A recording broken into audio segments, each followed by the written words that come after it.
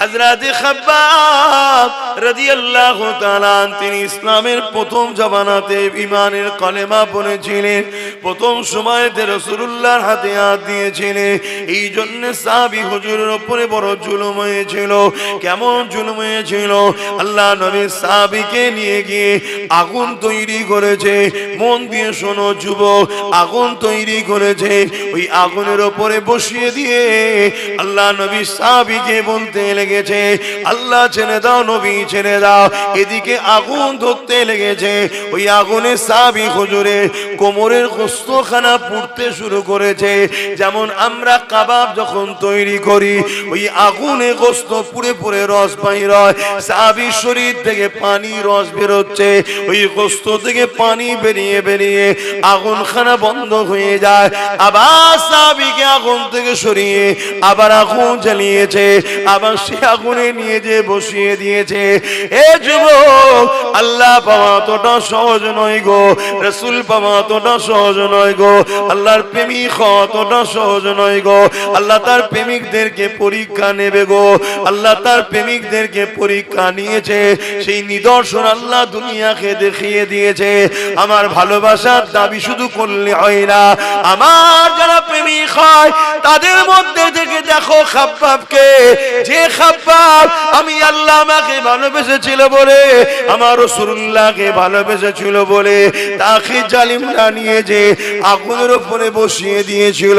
ওই আগুনের কষ্ট পড়তে পড়তে পড়তে বারবার আগুন বন্ধ হয়ে যায়, আবার আগুন ধরায়, আবার বসানো হয়, আর বারবার বলা হয়, এ খাব্বাব আল্লাহ রাসূলকে ছেড়ে দাও।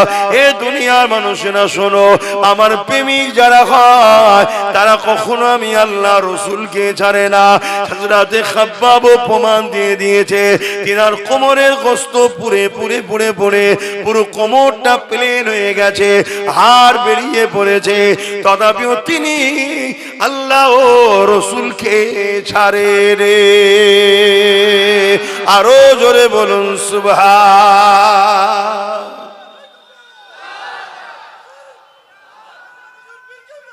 আল্লাহু আকবার। আল্লাহ প্রেমিক তো এরকমই হয়। শুনছো, আমাদের ঈমান এত আছে তো, আল্লাহ না আমাকে এত কঠিন পরীক্ষা লাই, আমি তো আল্লাহর কাছে ভিক্ষা চাই, খোদা এত কঠিন পরীক্ষা নেবেন না। কেন আমরা দুর্বল, সামান্য পরীক্ষাতেই আমরা পাচ্ছি না। একটু গরিব করেছে আল্লাহ, গরিব। শুনছেন, একটা ঘর দেবে বলেছে, ঘর। ওই ঘরটার লোভেতেই ইসলামের দুশমনদের সঙ্গে দল করতে শুরু করে দিয়েছে। তাহলে চিন্তা করে আমার মা বোনেরা, আল্লাহ অভাব দেয়নি, তারপরেও দেখো 1500 টাকাতে দেখো ইসলাম বিদ্বেষীদের সঙ্গে দল শুরু করে দিয়েছে।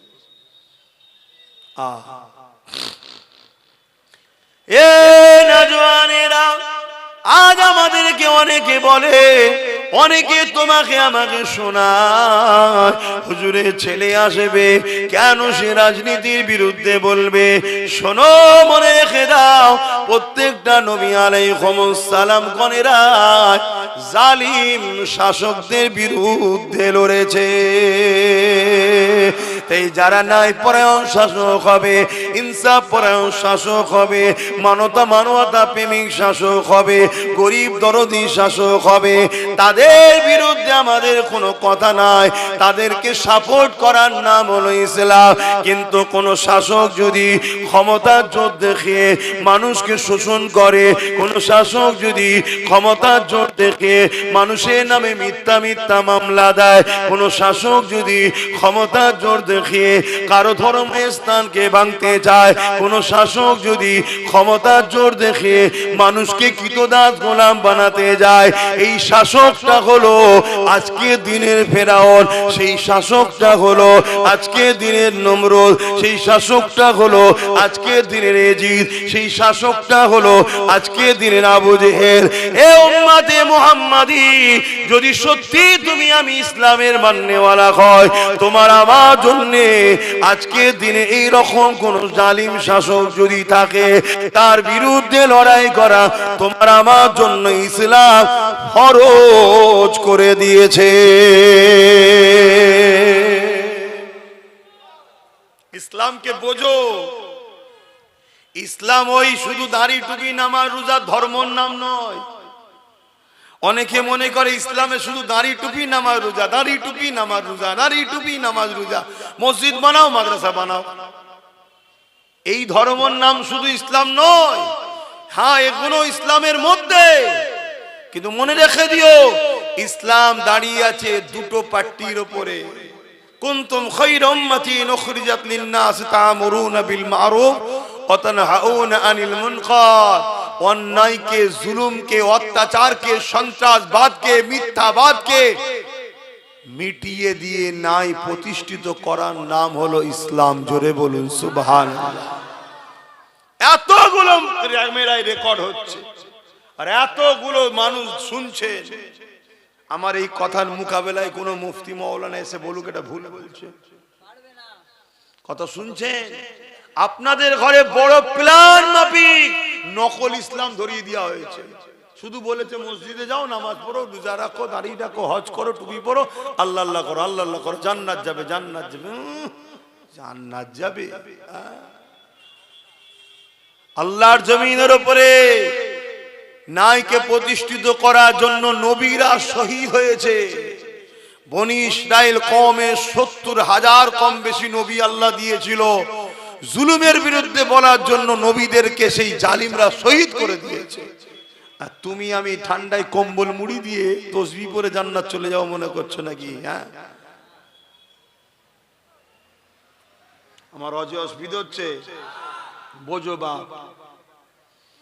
কেন? জুলুম যখন ভয়ানক হবে তখন তোমার মসজিদ নিরাপদে আর থাকবে না, মাদ্রাসা নিরাপদে আর থাকবে না, তোমার খানকা, আমার দরবার নিরাপদে, তোমার ঘরের মেয়ে, তোমার বোন, তোমার মা আর নিরাপদে থাকবে না। জুলুমকে মিটাবার নাম হলো ইসলাম। আমি তো ইতিহাস তোমাকে শোনাচ্ছি, দেখো হাদিস, তারিখে হাদিস। আল্লাহ নবীর উপরে মক্কার জালিমরা, এ যুবকেরা, তরুণেরা কত অত্যাচার করেছিল। আল্লাহ নবীর দান্দা মোবারককে শহীদ পর্যন্ত করে দিয়েছে। আমার রাসূলুল্লাহকে জালিম, মুশরিক, কাফের, বেঈমান, নিষ্ঠুর পাষাণেরা আমার নবী পাককে তায়েফের জমিনে মেরে রক্তাক্ত করে অজ্ঞান করে দিয়েছিল।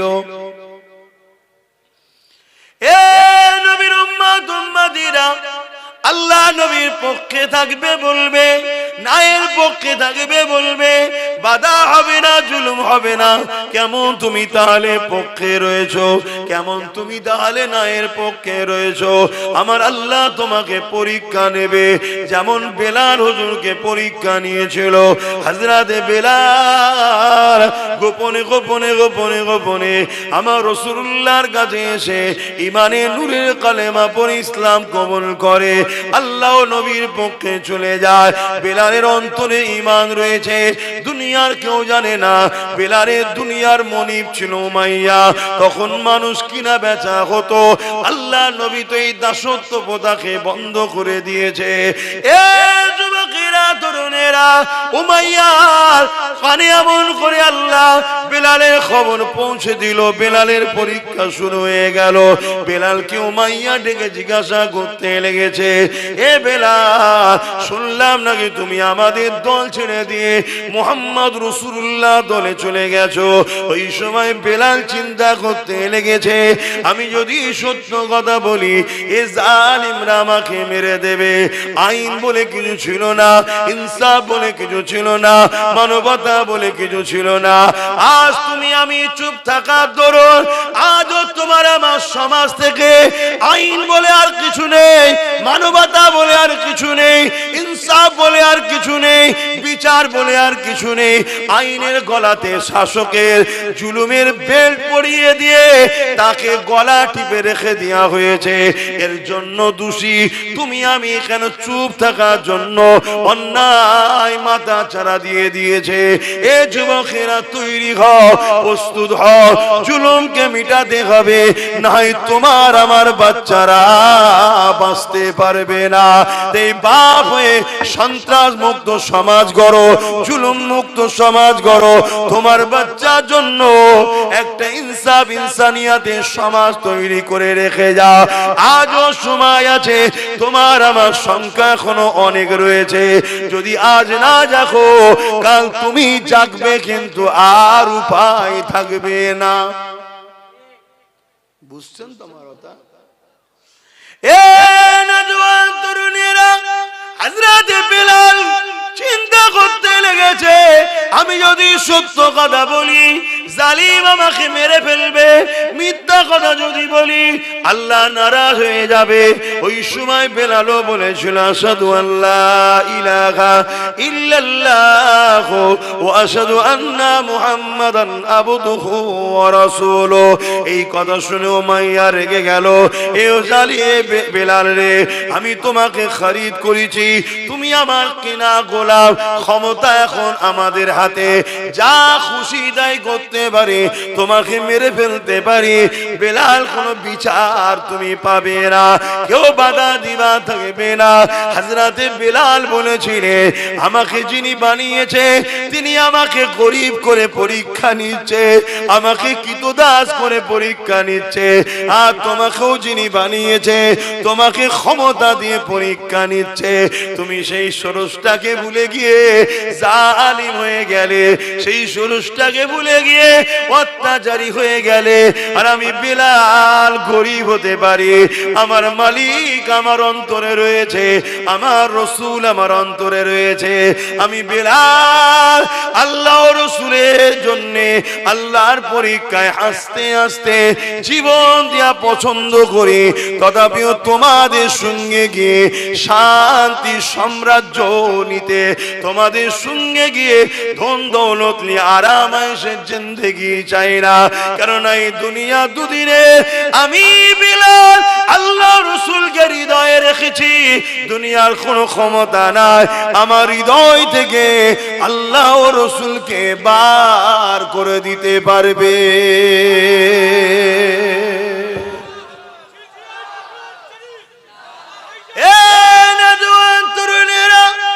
এই কথা যখন জালিম শুনলো, জালিম রেগে লাল হয়ে যায়। বেলালের কোমরে লোহার বেড়ি পরালো, পায়ে বেড়ি পরালো, কোমরে রশি দিয়ে বাঁধলো, গলায় বেল পরিয়ে নিল। যেমন করে গৃহপালিত পশুগুলোকে টেনে টেনে নিয়ে যাওয়া হয়।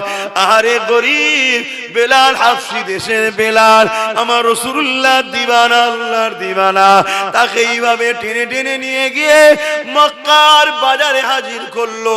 ভিড় জড়ো হয়ে গেল, ভিড়ের সামনে লোহাকে আগুনে দিয়ে গরম করে বেলালের ঠোঁটে মুখে ছ্যাঁকা দিতে লেগেছে। যে ছ্যাঁকার জন্য বেলালের ঠোঁট ফেটে গিয়েছিল, ঠোঁট পুড়ে গিয়েছিল, তাই হযরতে বেলাল তুতলা হয়ে গিয়েছিল। বেলালের ঠোঁট গুলো জীব গুলোকে পোড়াতে লেগেছে। এই অবস্থা তো বেলাল এই জবান দিয়ে বলতে লেগেছে লা ইলাহা ইল্লাল্লাহ মুহাম্মাদুর রাসূলুল্লাহ। এ যুবক মন দিয়ে শোনো, এখন পাপ তোমার কোমর পর্যন্ত উঠেছে, এখানেই যদি তুমি দাবিয়ে পায়ের তলায় নামাতে না পারো, এই পাপ আগামী দিন তোমার বুক পর্যন্ত উঠবে, এই পাপ আগামী দিন গলা পর্যন্ত উঠবে। একটা দিন আসবে এই জালিম শাসকরা তাদের প্রশাসন দিয়ে তোমাদের ঘরের কোরআনকে ব্যান করবে। এই জালিম শাসক শাসকরা একটা দিন আসবে, প্রশাসন দিয়ে তোমাদের বাড়ির মেয়েদেরকে উঠিয়ে নিয়ে যাবে, বাজারে তাদেরকে নিলামে তোলা হবে। একটা দিন আসবে, এই প্রশাসন দিয়ে এই জালিম শাসকরা তোমার আমাকে জোর করে বলবে আল্লাহ ছেড়ে দে, নবী ছেড়ে দে। তুমি এখন ভাবছো তারা না হয় আমার মসজিদ নিচ্ছে, আমি আমার ঘরে নামাজ পড়ে লব।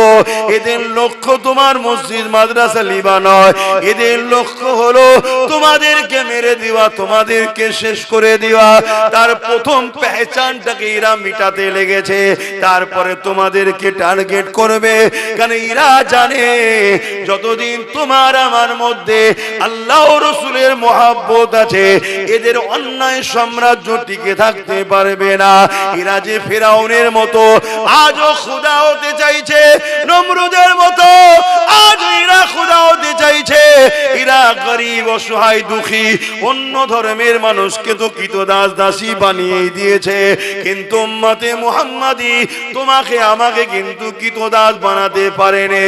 তাই এরা যেমন করে হোক তোমাকে আমাকে মিটিয়ে দিবার চেষ্টা করছে। সেদিন বেলাল হুজুরের ওপরে মক্কার বাজারেতে নানা দিক দিয়ে অত্যাচার শুরু হয়েছে। কেউ পাথর ছুঁড়ে মারে, কেউ রড দিয়ে মারে, কেউ বেরি দিয়ে মারে, এমন করে চারিদিক থেকে বেলালকে মারে। আরে কেন মারিস রে, কি করেছে রে? বেলাল কি চুরি করেছে? না চুরি করেনি। খুন করেছে? না করেনি। কেন তাহলে মারিস? বেলালের অপরাধ কি রেপ করেছে? না করেনি। তাহলে কি অপরাধ করেছে? বেলাল মুহাম্মদ রাসূলুল্লাহর সাথে চলে গেছে। কে মুহাম্মদ রাসূলুল্লাহ? ইনসাফের নাম, ইনসানিয়াতের নাম, মানবতার নাম, প্রেমের নাম, অধিকারের নাম, সর্বধর্মের মানুষের পক্ষে লড়াই করা ব্যক্তির নাম হলো মুহাম্মদ রাসূলুল্লাহ। সেই মুহাম্মদ রাসূলের দিকে চলে গেছে, এই জন্য বেলালকে মারা হতে লেগেছে। এই যুবকেরা আজকে দিনও রেপিসকে গলায় ফুলের মালা দেওয়া হয়, আর সায়েন্টিস্টদের ঘরে জেলে ভরা হয়। আজকে দিনের খুনিদের ঘরে নেতা বানানো হয়, আর শিক্ষকদের ঘরে মেরে জেলে ভরা হয়।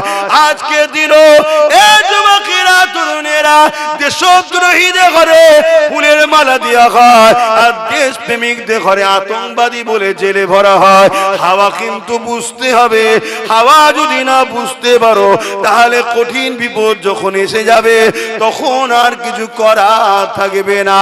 তাই তোমাকে আমি উম্মতে মুহাম্মাদি হিসাবে তোমাদেরকে বুঝিয়ে দিয়ে যাই, পরিবর্তন হও, দিন থেকে শিক্ষা নাও, রাসূল থেকে শিক্ষা নাও, ইসলাম থেকে শিক্ষা নাও, যুগে যুগের ইতিহাস থেকে শিক্ষা নাও। হযরত বেলালের উপরে এত জুলুম হয়েছে, কিন্তু তথাপিও বেলাল আল্লাহ রাসূল ছেড়ে দেয়নি। আরো জোরে বলুন সুবহান।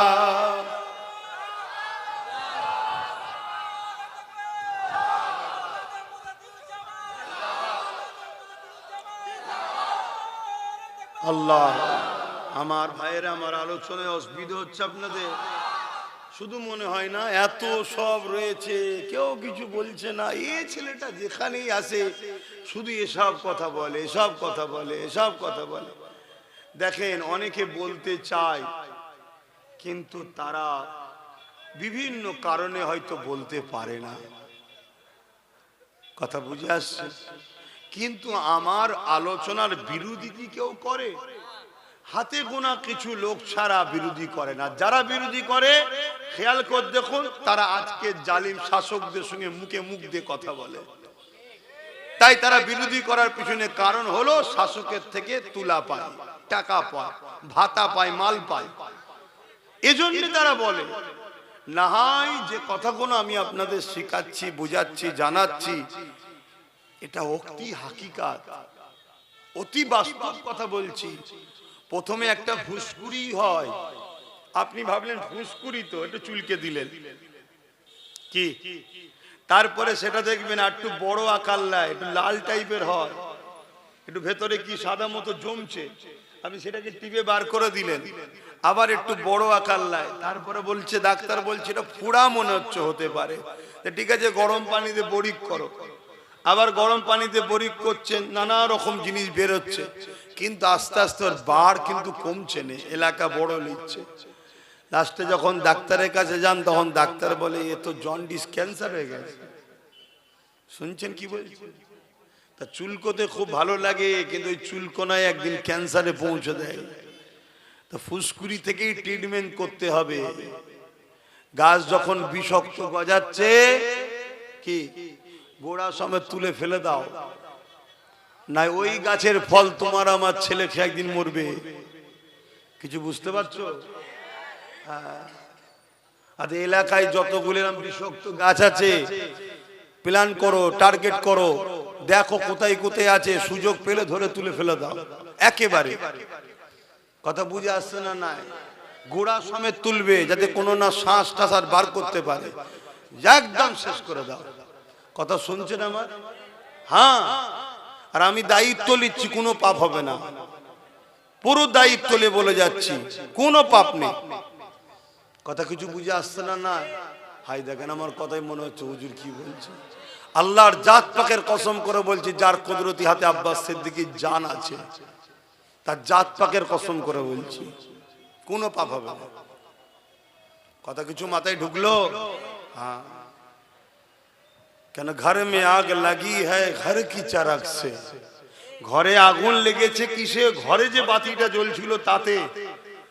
আজ আমার ধর্মের ক্ষতি আমার কওমের ভেতরের গাদ্দারদের জন্যই হচ্ছে।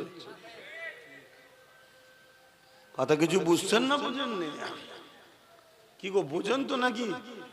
এ কথা বলতে গেলে আবার মেজ হুজুরের একটা কথা মনে পড়ে যায়, এটা বলি নাকি? না আবার অসুবিধা আছে? কি গো মুরব্বী, কি বলছো, অসুবিধা আছে? মেজ হুজুর পীর কেবলা বাংলাদেশে জলসায় গেছেন। বাংলাদেশে তো ঠান্ডা বেশি, তাল মিশরি নিয়ে যেতেন। তাল মিশরি খেলে খুব খুসখুস করে কাশি হলে না, তাল মিশরি খেলে ভালো হয়ে যায়। এখন আর সেগুলো আছে কি জানি না, আগে সব অরিজিনাল পাওয়া যেত, এখন সব ভেজাল। নেতা ভেজাল তো আর মাল ভেজাল হবে না, এর কি মানে আছে?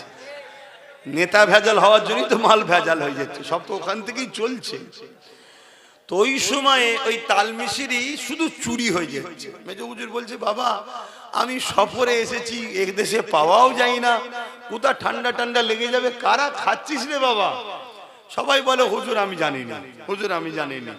মেজ হুজুর বললেন, যে চোর ধরে দেবে তাকে একটা গোটা ফাইল দেবো। ব্যাস, সবাই চোখ বন্ধ করে আছে, ঘুমোইনে, ধরতে পারলেই গোটা ফাইল পাবো। এ নাই ঝেড়ে ঝুড়ে একটু একটু করে খাচ্ছি, গোটা ফাইল হয়ে যাবে। একদিন যাই আর চুরি হয়নি, দুদিন যাই চুরি হয়নি, 3 দিন যাই চুরি হয়নি, চতুর্থ দিনে একজন লোভ সামলাতে পারে না, ভাবছে সব ঘুমোচ্ছে, সুরসুর করে যেই খেতে গেছে, আর ধরে ফেলেছে তো, বলছে হুজুর চোর ধরে ফেলেছি।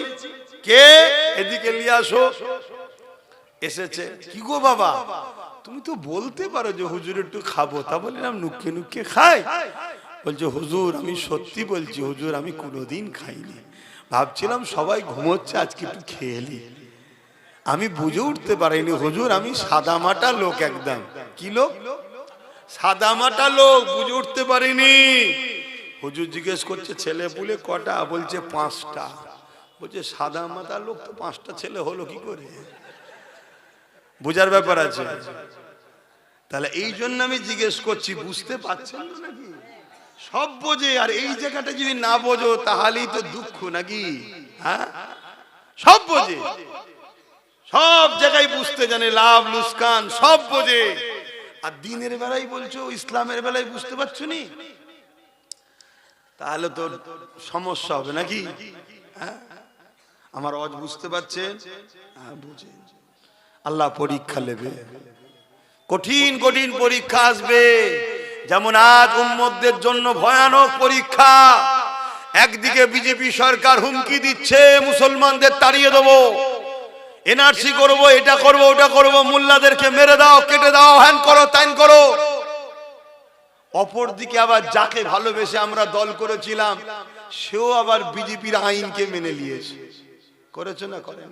তাহলে কোন কঠিন পরীক্ষায় এসে গেলাম বলো? একদিকে না হয় ওর জ্বালায় এর সাথে ছিলাম, কি ওর জ্বালাতেই ছিলেন তো নাকি? আবার ইও ওর সাথে হাত মিলিয়ে দিয়েছে। দেখুন কত কঠিন পরীক্ষা, পরীক্ষা না পরীক্ষা না। হ্যাঁ, আবার কালকে দেখবেন অনেকে বুঝাবে, এই ওরম করতে যাসনি, বিজেপি চলে আসবে, এলে দাঁড়িয়ে রাখতে পারবি নি, টুপি পরতে পারবি নি, তাড়িয়ে দেবে। এটাও একটা পরীক্ষা। কত কঠিন কঠিন পরীক্ষায় আমরা পড়ে যাচ্ছি দেখছেন। এই সব পরীক্ষা আল্লাহ। এবারে ওই বান্দা কামিয়াবি হবে যে বান্দার মাথায় এটা যাবে, আমরা বিজেপিকেও ভয় করি না, এর উপরও আশা করি না, আমরা ভয় করি আল্লাহকে, সাহায্য চাই আল্লাহর কাছে। জোরে বলুন সুবহানাল্লাহ। ওই বান্দা দুনিয়াতেও কামিয়াবি হয়ে যাবে, আখিরাতেও কামিয়াবি হয়ে যাবে। জোরে বলুন সুবহানাল্লাহ। কথা বুঝে আসছে তো নাকি? কিন্তু সেই ঈমান আমরা রাখতে পারবো? আমরা তো ধৈর্যরা হয়ে যাবে। এমন ভাবে আমাদের ব্রেনকে ওয়াশ করা হবে। কোথা থেকে? দেখা যাবে মসজিদ থেকে ব্রেন ওয়াশ হচ্ছে। এমন ভাবে ওয়াশ হবে কোথা থেকে? বড় বড় সব দরবার থেকে ওয়াশ হবে। আপনি ভাববেন কি করা যায়, কি করা যায়। হায় হায় হায়। এজন্যই তো আল্লাহ নবী বলেছেন, আখিরি জামানা আমার উম্মত উম্মতিদেরকে যেন 1400 হিজরি দেখতে না হয়। কেন? আমার উম্মত উম্মতিরে আখিরি জামানায় এত ফিতনা হবে, এত ফাসাদ হবে, হাতের তালুতে আগুন রাখা থেকেও ঈমান বাঁচানো বড় কষ্ট হবে। হাতের তালুতে আগুন রাখতে পারবেন? এর থেকেও কষ্ট ঈমান বাঁচানো। তাহলে কি হবে? এ নওজোয়ান তরুণেরা, একদিকে যদি আমরা কেন্দ্র সরকারের দিকে যাই তাও আমাদের ঈমান চলে যাবে। কেননা সে জালিম আমার মসজিদ মাদ্রাসার বিরুদ্ধে ওয়াকফ কালা কানুন তৈরি করেছে, অর্থাৎ সেই ইসলামের বিরুদ্ধে, মসজিদ মাদ্রাসার বিরুদ্ধে। তার দিকে কোনো মুসলমান যদি যায় সেখানেও ঈমান চলে যাবে।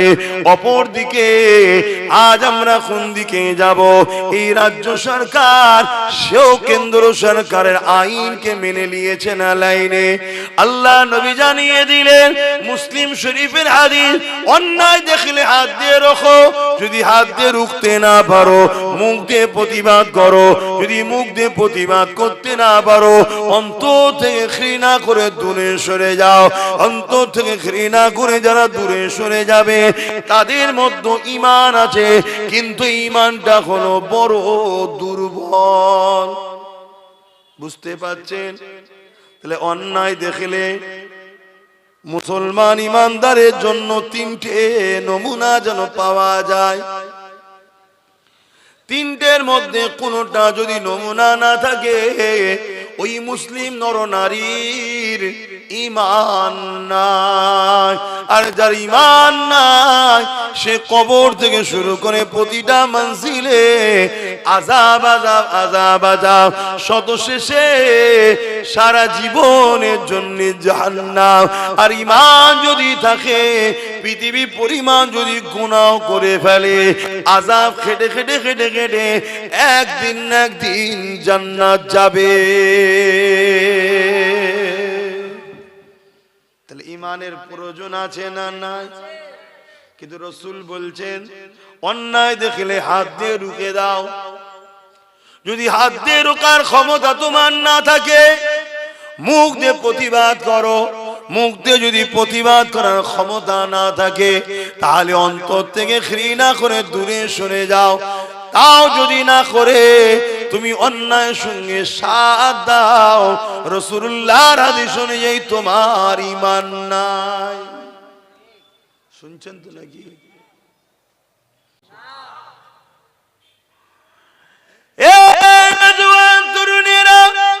যুগে যুগে আমরা মসজিদ বানিয়েছি, গাটের পয়সা, মেহনতের হালাল পয়সা দিয়ে।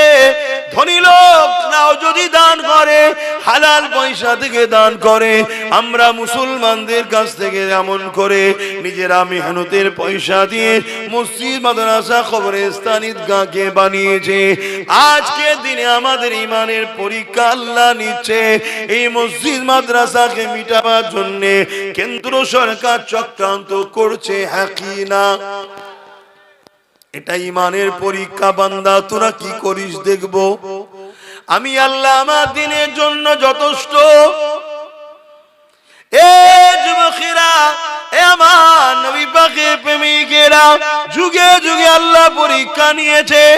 এমন করে যে যখন ইসলামের বিরোধী করেছিল, শরাবকে আবার জায়েজ করে দিয়েছিল, নিকায়ে মোতাকে আবার জায়েজ করে দিয়েছিল, কন্ট্রাকচুয়াল বিবাহ 1 মাসের জন্য, 1 বছরের জন্য, যেটা আমার রাসূলুল্লাহ হারাম করে দিয়েছিলে, এটাকে নতুন করে এজিদ আবার এটাকে প্রতিষ্ঠিত করে দিয়েছিল। ইমামে হোসাইন পাক বললেন, এজিদ রাজনীতির নামে ইসলামের বিরোধী করছে, তার সঙ্গে আমি হোসাইন কখনো আপোষে যেতে পারি না। তার বিরোধী করতে শুরু করে দিলে, যখনই বিরোধী শুরু করলো, এজিদ ইমামে হোসাইন পাককে বলতে লাগলো, এ হোসাইন, মক্কা মদিনা তুমি নিয়ে নাও, বাকি সব জায়গা আমার থাকবে, তুমি আমার বিরোধী করো না। ইমামে হোসাইন পাক বলেছিলে, তামাম কায়নাত হলো আমার নানা জানে, তুমি আমাকে মক্কা মদিনার কি দেখাচ্ছ? আমি হোসাইন আমার নানা দিনের দুশমনের সঙ্গে আপোষ করতে পারি না। এই লড়াই এমন জায়গায় দাঁড়িয়ে গেল, ইমামে হোসাইন পাককে জালিমরা শহীদ পর্যন্ত করে দিল। আমার ইমামে হোসাইন পাক শহীদ পছন্দ করলো, কিন্তু নানা দুশমনের সঙ্গে সাপোর্ট করলো না। এ উম্মতে মুহাম্মাদি, সেদিনও দুটো দল ছিল, একটা হলো এজিদ বাহিনী, যারা হলো শয়তানের দিকে, আর একটা হলো হোসাইনের দিকে, যারা হলো রহমানের দিকে। এজিদ ছিল জালিম শাসক। আজ তোমাদেরকে জিজ্ঞাসা করি, আমরা হোসাইনের দিকে না এজিদের দিকে? আওয়াজ দিয়ে বলো। হোসাইনের দিকে যদি হও, আজকেও শয়তানের পক্ষে জালিম শাসক যারা রয়েছে, এরা হলো আজকের এজিদ। এদের সঙ্গে সাথ দিয়ে হোসাইনি দাবি করলে হয় না, এদের বিরুদ্ধে লড়াই করে জীবন দিয়ে প্রমাণ করতে হবে আমরা হোসাইনি মৃত্যুকে ভয় করি না।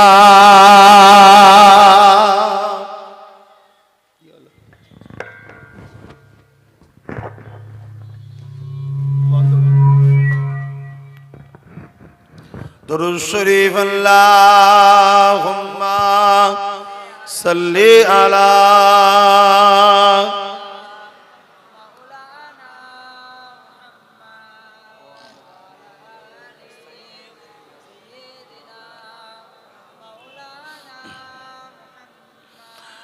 बारे बारे भाबी एका বসে নিরালাই রে, পাখি হলে উড়ে যেতাম সোনার মদিনায় রে, সোনার মদিনায় রে। বুলবুলিরা কোথা যাও, উড়ে যাও কোথায় রে,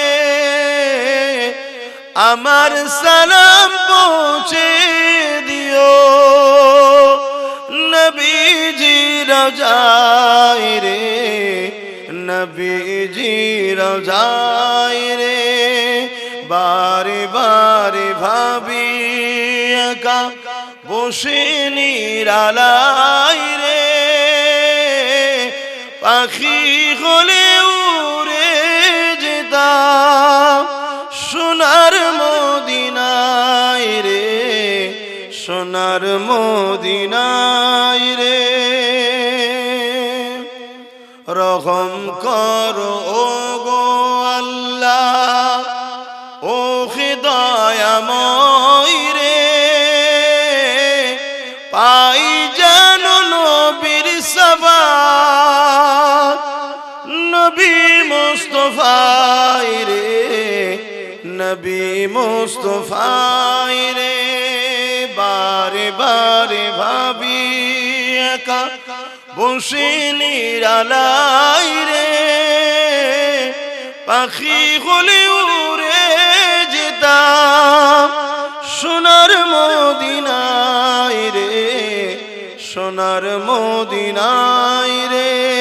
আল্লাহ আল্লাহুম্মা সাল্লি আলা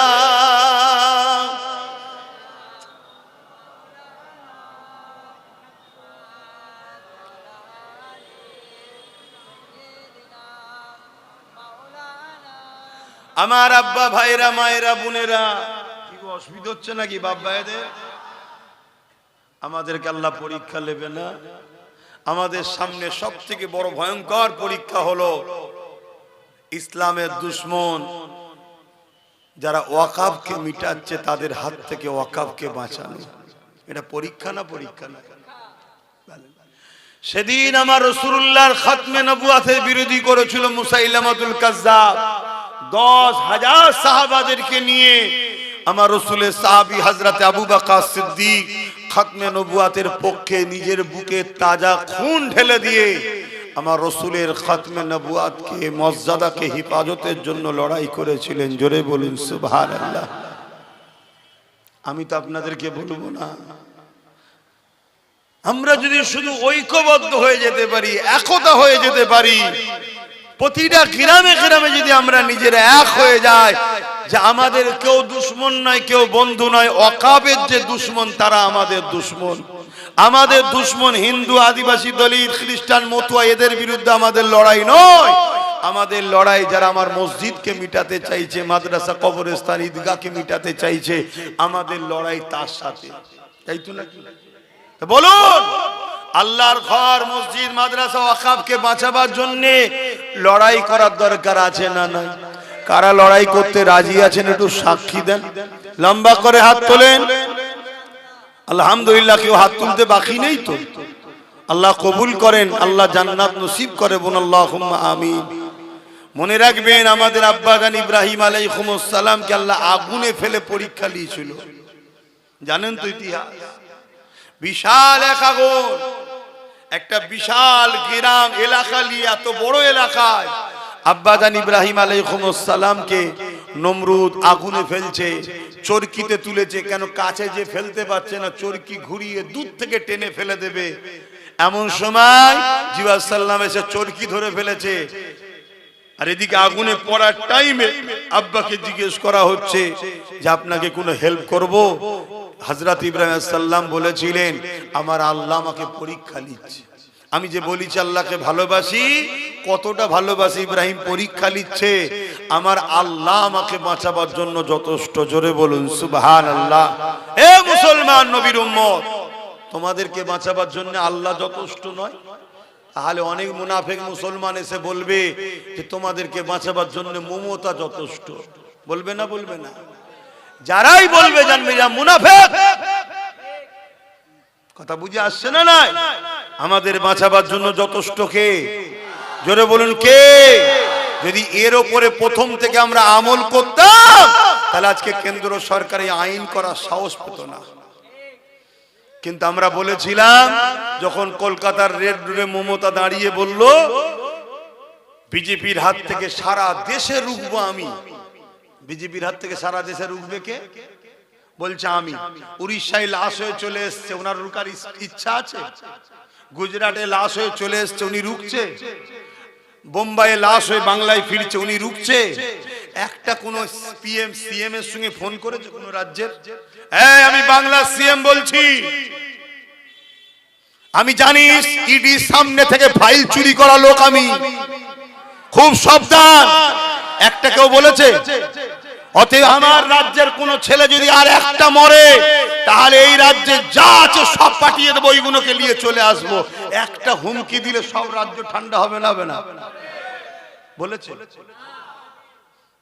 তাহলে এই যে বলছিল যে বিজেপির হাত থেকে পুরো দেশে বাঁচাবো, বললে হতো যে বাংলায় বাঁচাবো। ঝোঁকের মাথায় পুরো দেশ বলে দিয়েছে, আর আমরাও হাঁ করা ভাবছি তাই হবে।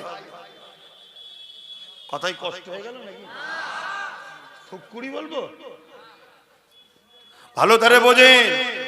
তাহলে আজকে যদি আমরা তার উপরে ভরসা না করতাম, তাহলে আজকে কেন্দ্র সরকার কিন্তু আইনটা করতে পারতো না। কেন? ভেতরে ভেতরে এর এমপিরা সব ভেতরে ভেতরে ভোট দিয়ে দিয়েছে। সামনে নাটক করছে, লড়াই করছি, ভেতরে ভেতরে ভোট দিচ্ছে সব। আমি তো চ্যালেঞ্জ করছি, ভোট বার করুন। সব ভেতরে ভেতরে ভোট দিয়ে দিয়েছে। কথা মাথায় ঢুকছে?